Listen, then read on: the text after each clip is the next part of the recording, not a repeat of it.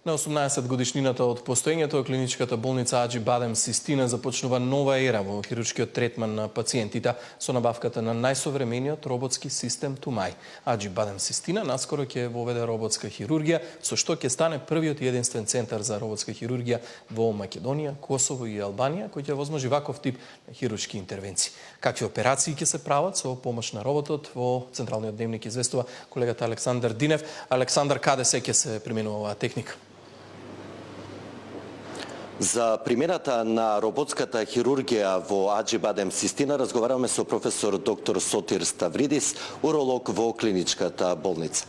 Професоре, која е предноста на роботската хирургија и што добиваат пациентите со воведување на ваква современа метода?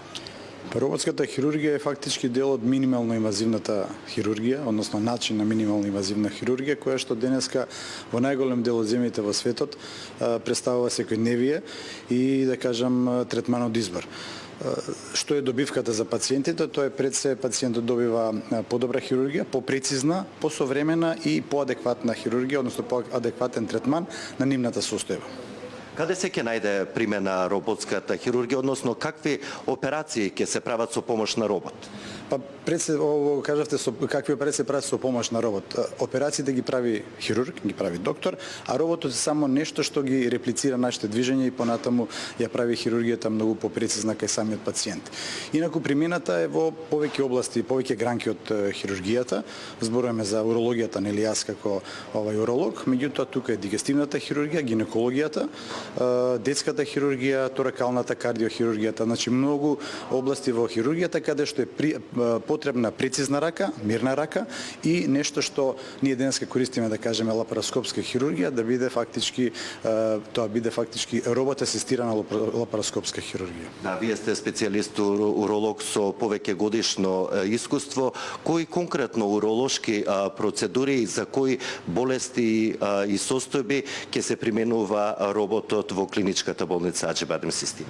Па знаете што, роботот, пошто кажав, минимално инвазивна хирургија, тоа е хирургија која што бара многу прецизна работа. Значи сите оние онколошки процедури и сите процедури кои што се бара реконструкција на одредена состојба. Значи пред се во третманот на карциномот на простата, каде што е битно за чување на нервите, презервација, односно за чување на континенцијата, нормалното мокрење постоперативно е сигурно операција број 1 или индикација број 1 каде што таа ќе се користи. Понатаму целосната или парцијална ресекција на бубрезите, односно на туморите на бубрек, во операциите на тумори на мочен меор, меѓутоа исто така и во бенигни состојби, односно операции каде што треба да се направи реконструкција на одредена аномалија која што може да биде вродена. Меѓутоа она што е битно дека се користи роботот пред се да возможи подобар квалитет на хирургијата, на онколошки третман и генерално или на крајот подобар квалитет на живот кај пациентите. Освен на прецизноста, која е друга предност на роботската хирургија во однос на класичните и претходните методи и пристапи во однос на овие интервенции? За класичната хирургија огромна е предноста, мислам дека тука можеби нема потреба или не може да се прави некоја соодветна компарација. Ако збориме за лапароскопската хирургија, пред се има навистина добра 3D визуализација, се користи одлична камера, одлично зголемување, понатаму го нема оној тремор кој што постои кај лапароскопската хирургија, значи многу е попрецизна оваа хирургија и уште една работа е многу побезбедна. Значи имаме помала крвозагуба, помала хоспитализација и многу побрзо враќање на пациентите во враќање на секојдневниот живот или во изведување на секојдневните работни и животни обврски. Ви благодарам за гостувањето во Централниот дневник на Сител и ви посакувам многу голем број на успешни интервенции со помош на роботската хирургија. Благодарам. Студио